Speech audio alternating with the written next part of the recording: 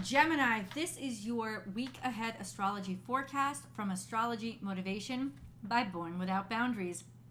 In this video, I'm going to cover all the major planetary aspects and transits and how they're going to impact your natal sun and therefore your week.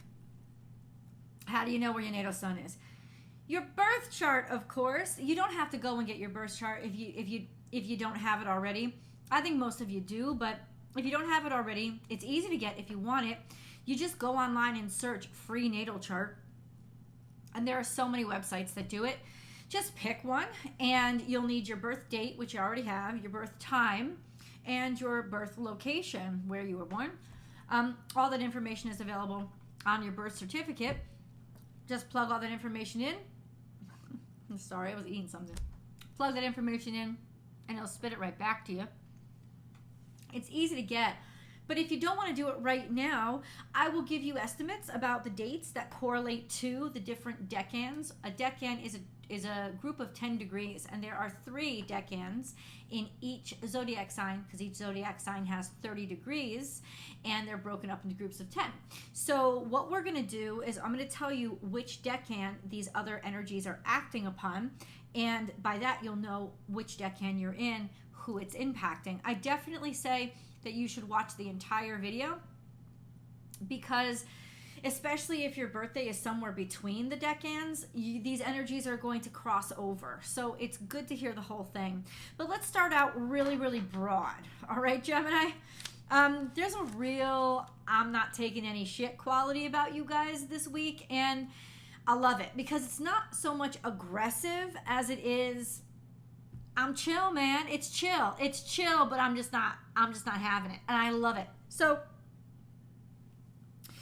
there's a lot that started. So this week is from April 20th to the 26th. That was in the thumbnail. You already knew that. But there's a lot happening April 20th. So what is happening? The new moon is happening, which I discussed last week. So the new moon solar eclipse that was square to Pluto and conjunct Jupiter.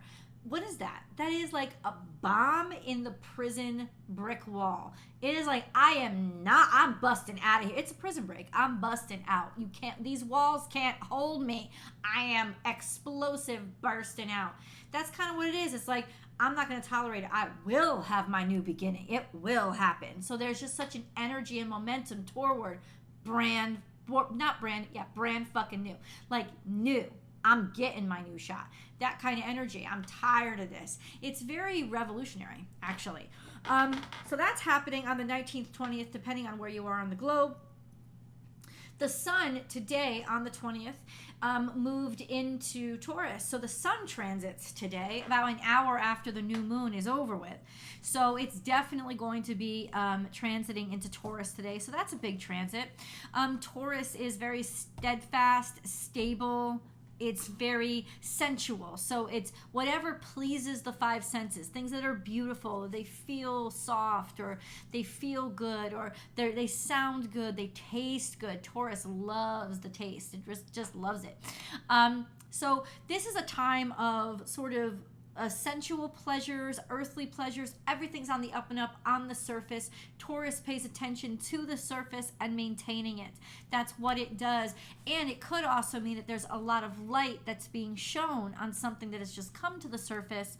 Because another big thing that is definitely impacting you guys is Mercury is going into retrograde. It's already stationary today. Tomorrow, the 21st, it is that's when the retrograde starts. I'm sure you guys are already feeling this because it's conjunct to Uranus, which is magnifying it. That is big tech breakdown. So watch your phones, watch your computers, watch the internet. All of those things could really be rough for the next couple of weeks. I actually think the shadow period was really kind of rough. But we'll talk later as to exactly how that's impacting you guys. first, let's look at Mercury, because Mercury is something you always want to know where Mercury is. It's your ruling dignitary. So just like me, I always know where the moon is, because wherever Mercury goes, it's gonna kind of change your mentality for the time that it's there. And Mercury now is in Taurus, and it's staying in Taurus for an extended period of time because of its retrograde. So it's just staying there, sort of mid-Taurus. And Mercury in Taurus is all about the practical, the pragmatic, the up and up, respect, dignity, integrity, and the things that don't have integrity, it's going to catch it the fuck out, and it's going to expose them. I'm telling you that right now. So there's some sort of Mercury is conjunct Uranus all week. It is retrograde by tomorrow. You're already feeling it. And it is sextile to Mars all week. That is a powerful energy of change, of taking action on what we should have taken action on years ago, but we didn't get to it. This is maybe the establishments finally getting to the stuff that they've left in the back room for way too long. That to me is what I'm hoping. I don't know about you guys. Leave the comments below. Always feel free to comment below, guys. I love to hear what you're thinking. Let's talk about what's going on in Gemini, the zodiac sign. Gemini is hosting Venus. So Venus is in Gemini. She's going to move between 11 and 7 degrees Gemini this week. She moves pretty quickly, right? Like 6 degrees a week. Yeah, she's a pretty swift gal. She is all week long sextile to Chiron and quincunx to the South Node. So I wrote this down. She's dealing with past issues that still hurt. Could be with friends, since Venus is in Gemini.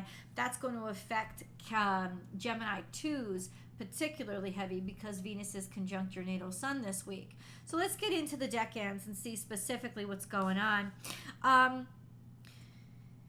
Gemini 1. Your natal suns are sextile to Neptune, square to Saturn, and trine to Pluto. This is long term, and basically for the next year, your whole MO is long-term rebellion, not doing things the same, dreaming up something different, and not accepting the status quo. So it could be a little rough for you right now with Mercury in retrograde, or it could be really good news, because big old explosions are about to happen and break through in the areas that now leave you an opportunity to actually do something new. Sextile to Neptune is, for a couple of years, there's just a wonderful sense of creativity. Like you don't want it. You have so many ideas on your head that you're not even thinking about using the same old. And then a square to Saturn is always being combated or challenged at work, or work being a challenge, or contracts that you've signed, or obligations that you have being challenged. And I just think that that's going to serve as an inspiration for you to know and realize, I want to do something totally different. I'm tired of this crap. And then that trine to Pluto is, yes, bring on the change, baby. Bring on the dynamic change. And I don't care how extreme I look or how crazy I look, intuitively, I know this is the right thing to do. So you guys are really, really set to make change, especially for the next year when all of those aspects remain the same. Gemini 2s, you guys, your natal suns are the ones that are conjunct to Venus. And since Venus is sextile to Chiron and semi-square quincunx the South Node, this is all about you guys. You're dealing with past issues. I'm reading off I wrote this all down. You're dealing with past issues that still hurt. Could be healing old friendships, and that is definitely what you have to double down on now. Venus will be here for just this week, and then she moves on. So use it. When you're conjunct to Venus, when your natal sun is conjunct Venus, people find you naturally attractive. They find you you don't even have to ask. There's also a level of optimism about you that may not be normal to your character. So this is a kind of uplifting week for you to see that, there is a way out of these situations, or there is a way to heal from these feelings of myself. You kind of have a blind spot since Mercury conjunct Uranus is in Taurus. Surprise frustrations. Yeah, surprise frustrations when it comes to Mercury retrograde stuff. It's just going to kind of sneak up on you, And then we also have surprises from Mars, because Mars is kind of in your blind spot, 30 degrees away in Cancer. There's just you might be surprised at what you get angry at. You might be surprised at what you get frustrated at, especially on the 26th when the moon conjuncts Mars. You might be surprised at how that energy kind of makes you a little bit pop offish that day. Just be aware. And then we have Gemini 3s. Gemini 3s, you have one of the luckiest and most fortunate aspects this week. It is a sextile to Jupiter. Your natal suns are sextile to Jupiter all this week, and I think into next week. Be happy, because it's probably the best and most luckiest, fortunate aspect you can get. This is just luck popping out of nowhere. Take it, baby, and ride with it.